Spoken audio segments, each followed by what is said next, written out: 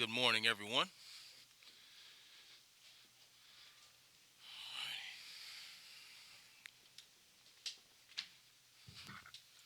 Chris, can you speak to the speed of Isaac Garendo? It seemed like he's caught us a little bit by surprise. We didn't realize he was as fast as he is. Well, I'm glad he caught you guys by surprise because he definitely didn't catch me by surprise. What can you say? He's just a kid that works his tail off every day. Um, really puts in the work, studies film. He's got a track background. I think I said that last time. He ran a 10.5 as a senior in high school. Played a lot of receiver, mostly receiver, actually all receiver in high school. So his hands are really good. He just put on a few more pounds over the years, but definitely knew that he was capable of running very fast. He's worked on some other elements of his game, being more powerful, more physical through contact, and I really think he's really done a great job in that department. But it always helps when you have an O line like we have that just paves the way, and I think we've got some backs that if we get some space, we can take it to the house. And he's definitely been a pleasant surprise for us for sure. So you're a local guy, grew up in Louisville. You know what this rivalry means. Tell us in your words, what does it mean? To be able to coach in this game, what's it mean? Oh man, it's an honor.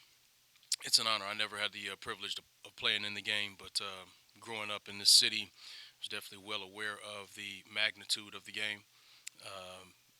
From having some former teammates that I played with in high school that played here, um, and some guys that I coach with have coached in the game, and there's no doubt about it. This is a Super Bowl, and I think we're well aware of the ramifications of the game. And I think our kids are chomping at the bit because they understand how important this game is as well. I think when you have a staff of men who've from the city played here, have familiarity, I think that it takes on a little bit more meaning. And I told them, I said, guys, it might be a little different if you guys go to Walmart wearing your stuff and all of a sudden you lose the game.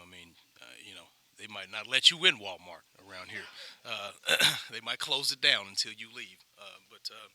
But actually, no, I was just messing with. But I definitely want them to understand that this game is it means everything to these fans, this community.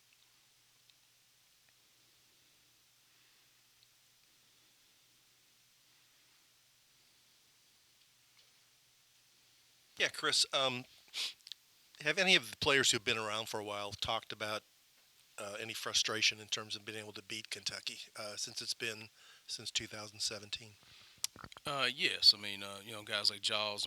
He's never beat Kentucky. Most of the guys I think in this program obviously have never had that honor of beating those guys, and so that's something that we want to make sure we make a priority.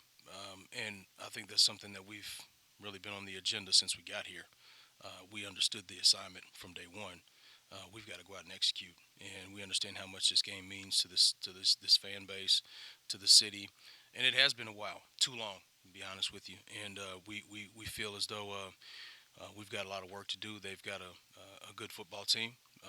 They've had some ups and downs, but they're well coached. I think Martin Stoops is a great job defensively, especially. He's got a defensive mind.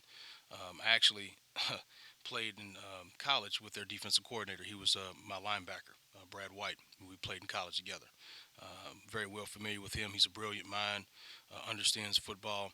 Has coached at the professional level as well. So he's certainly going to be a challenge for us. But I like our team, and I like where we are right now. I think the guys are locked in, and they understand what's at stake. Chris, can you just speak to they've got a pretty good run defense. Can you just speak to their defensive front, what you're seeing from them and that linebacker core? Well, the front is they're massive. They've got some size up there. They're disruptive. They like to get and play the game across the line of scrimmage in the backfield. They've got some really big men up there, and they're strong at the point of attack. They do a good job of running some certain line stunts that can possibly free some of the guys up, create some more gaps. And I think they do a good job with their hands. They pursue the football. They're well coached. You can tell those things, and so we have a great challenge in front of us to deal with the front. I mean, the linebackers they make plays. You know, they run well. They've got some size. But I think they really try to win the line of scrimmage. I mean, in the SEC, that's kind of how you have to make a living is at the line of scrimmage, and they've done a really good job over the years of really beefing up that line. So we're going to have to really do a great job of scheming them up and really trying to get some ways to gain some advantages. But we're looking forward to the challenge. Certainly, they're well coached and assignment sound disciplined football team. They're going to make you earn yards. So we're excited about that opportunity, and feel like we've experienced a lot of growth over the season.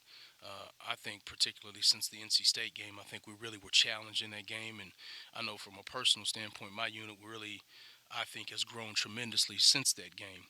We needed that game to stifle us so that we understand how to be more detail oriented, how to attack certain defenses that maybe kind of condense running lanes and want to put a lot of people close to the line of scrimmage. And so we've had to take on a different mentality. We've seen a little bit more of those type of defenses, and I think you've seen some more success as a result. So, we're definitely looking forward to it, but it's going to be a challenge this week. Chris, ever since Jawar Jordan suffered that hamstring injury, it seems like he hasn't been as consistently explosive, lost maybe a slight step. How limited has Jordan been since he suffered that injury, and how has that impacted what you guys scheme up as an offense? I think he did. You're right. He did get nicked up a few weeks back, and he's been battling through some things. His game is predicated on speed a lot of times. And if you got a bad wheel or something's not quite feeling right, I mean, yes, it can have an impact on his game. I think he has been able to give us everything he has for the last couple weeks, and that's what I respect the most about the kid is he hadn't shut it down. He's battling through it, and I think his teammates understand he's battling through it, and they just love the fact that he's out there at war with them. And I know us as a coaching staff, we appreciate everything he's given us, and I think he's getting healthier by the day. I just think that we haven't quite seen him back to full strength yet. I think his whatever he is still effective, but we've been blessed with the emergence of Isaac Garendo to kind of spell him and give him take some off of his plate, if you will. And so I think that as he continues to get healthy, I also have to give a shout out to Maurice Turner. I thought he did a really good job last week as well, and on special teams as well, and he's chomping at the bit to get going. So, I think we've got plenty of pieces back there to get the job done. If a guy's nicked up or maybe not quite 100%, but I feel good about Jawar and where he is and where his availability comes Saturday. Chris, with this being a holiday week, how do you all handle Thanksgiving? Is it a team Thanksgiving meal? Is it position groups? Do you take them with your family? It's a little bit of both. We definitely have something for the team, and then excuse me, I know myself. I like to have the guys over to my house, around my family, around my kids, holding my kids, playing with my dog. I've always cherished that and valued that. I think it's about more than football. I think it needs to be about that when you deal with young people. I think you connect with them that way. And also, I want them to see my family. I want them to see structure. I want them to see some things that they may not have seen growing up. Me interact with my wife, my children, maybe some things that they maybe missed coming up. Some of my kids don't have fathers in their lives. Some of my kids maybe don't have moms in their lives. So I want them to see what the dynamic looks like and how it functions. Because, again, I think it's about more than football with those young men, and they know I love them. We say it every day after practice, and I want to make sure that we're putting action behind the words and having them over to the house and inviting them in, and just the one rule I have when they come over is, hey, no football. We don't talk football. We're just gonna leave that in the office. But let's just talk life. Let's be people, and let's be real. And so I think that it really resonates with them, and it means a lot to me.